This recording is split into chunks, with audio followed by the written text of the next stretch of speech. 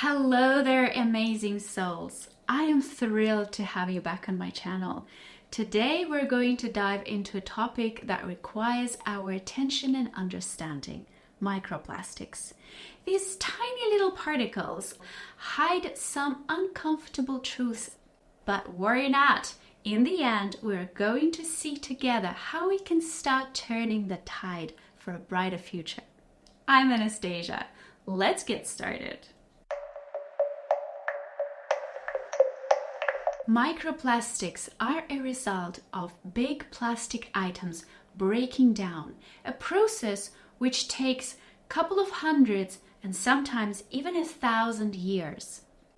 Now, since the plastic industry and especially the production of single-use plastic products has only started around 50 years ago in 1970s, we are only at the beginning of this journey and are going to uncover the real results and impact of microplastics only in the years to come.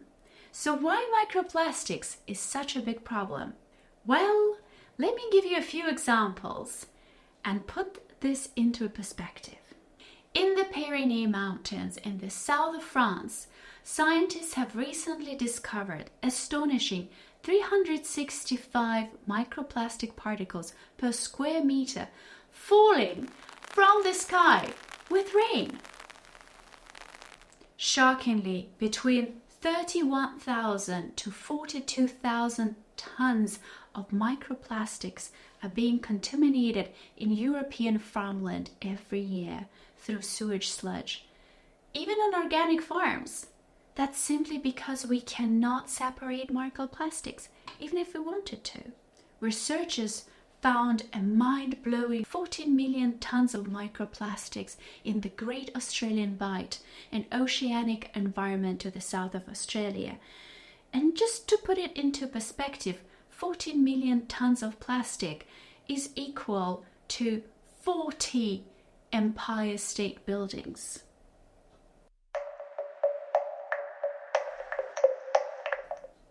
Now, while some of these microplastics can be still collected, and we are collecting them, some of them are also becoming smaller and smaller so that they are almost invisible, and they are finding their ways into our bodies as we start receiving different reports from doctors and scientists from all over the world. In 2019, Yale University suggested that Americans are consuming around 70,000 microplastics per year with food and water. The more recent research from 2022, 23 and 24 from Netherlands, UK and France all say that doctors are finding microplastics in human lungs, liver, stomach, and even blood circulation. So these little particles are really finding their ways into our bodies and literally becoming part of our life. These sinister particles are literally everywhere. They are falling from the sky, they are browsing in the air that we breathe, and they are finding ways into our bodies through the food that we consume. Now, whatever you hear, plastics are a product of fossil fuel industry and petroleum-based chemicals or petrochemicals. Furthermore, they are built using 10,000 different chemicals, some of which are quite toxic, like the additives that make them flexible and durable, for example. Finally, microplastics, or broken down particles of bigger plastics, usually have broken down chemical formulas too.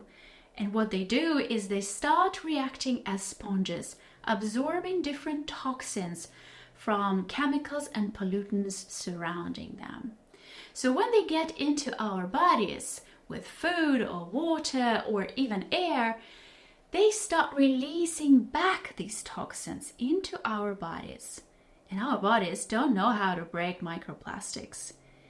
These little particles get in contact with our mucus, and our immune cells, phagocytes, that start actively fighting back. And you know, our immune system has much more important things to do than fight microplastics. So as the result, it causes even bigger problems like constant or chronic inflammations in our bodies. Another big problem that microplastic cause is hormonal imbalance in women, because a lot of chemicals that are being part of these microplastics are estrogen mimicking. This is one of the reasons why so many women these days, and especially in the last 50 years, have been experiencing estrogen dominance. Finally, there are some reports that are calling out the potential problem with brain damage caused by microplastics.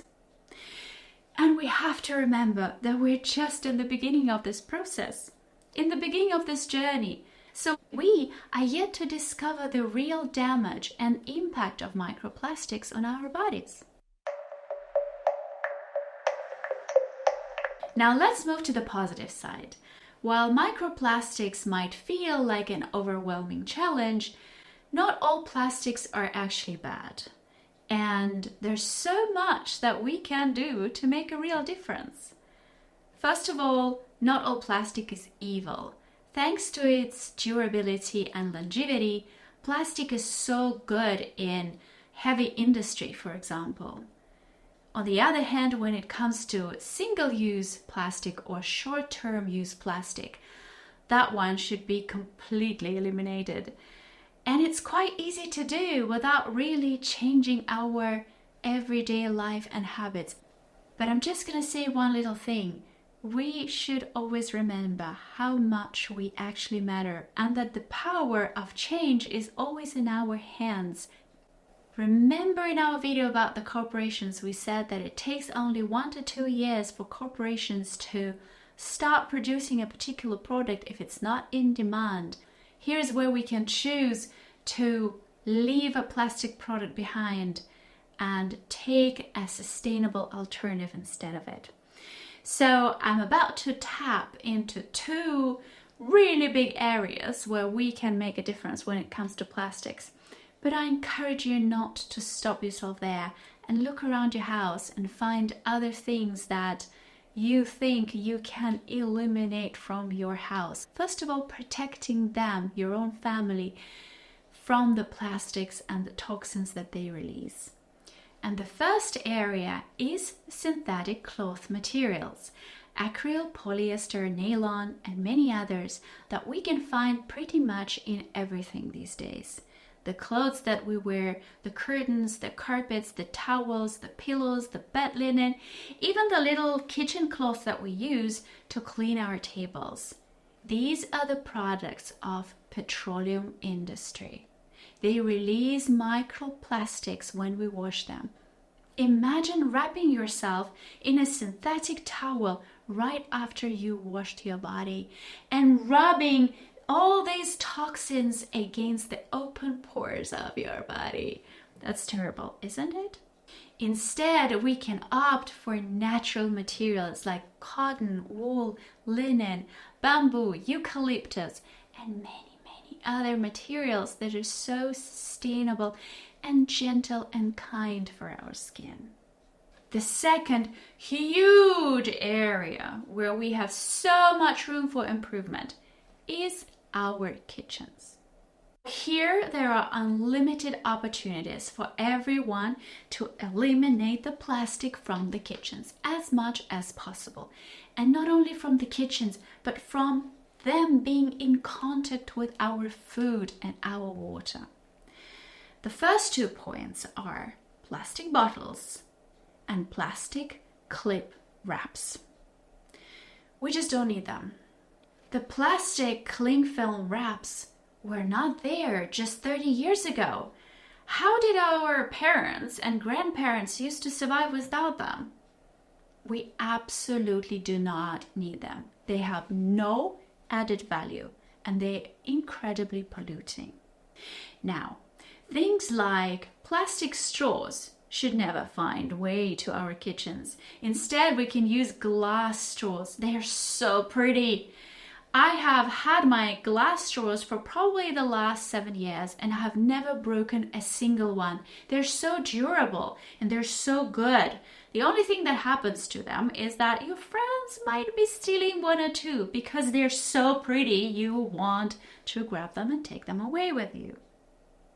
Plastic utensils can be switched for the wooden ones. They are getting in contact directly with the food, the hot food, where the chemical formula of these plastic elements is becoming even less stable. And wooden ones are so nice. They're so easy to clean. They look pretty. Plastic food containers. I know, you can argue that these ones are not single-use one. But honestly, just remember, how long did your last plastic food container last? They start changing color and absorbing oils just after a few uses. And if you put them in the microwave, oh my God, you're asking for it. You're asking for all of these toxins to go directly into your food. Plastic food containers can be easily swapped with glass ones. They're incredibly strong. They don't change their color after no matter how many washes. They don't release any toxins, and they are here to stay with me pretty much forever. Single-use plastic bags in shops. I mean, I don't know what to say. We just need to bring our own bags.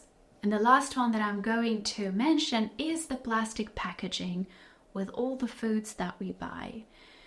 There's so many items on the shelves that we can choose without packaging, like fruit and vegetables that are just lying in the boxes instead of taking the ones that are in a plastic bag. But there are also categories where it is harder, for example, grains like rice or buckwheat.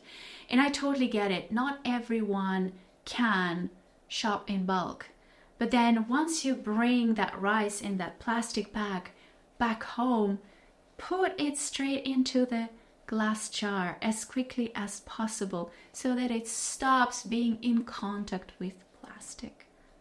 By cutting down on these different types of plastics, we're not only potentially decreasing for the production of these plastics, but we are also protecting our beloved members of the family from getting in touch with these microelements. While we're only in the beginning of this long journey of coexisting with microplastics, there are some good news. As people all over the world are awakening to this problem and finding new ways to collect, reuse, recycle, reject, and repurpose these little microparticles.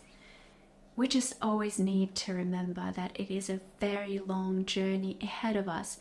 And the real question that we should all ask ourselves is, what kind of future do we wish for our kids and their children and grandchildren and great-grandchildren? Do we want to continue adding to this plastic mess that is happening on our planet right now? Or are we going to stop buying and start rejecting plastic so that our kids and their kids can have a chance for a brighter plastic-free future?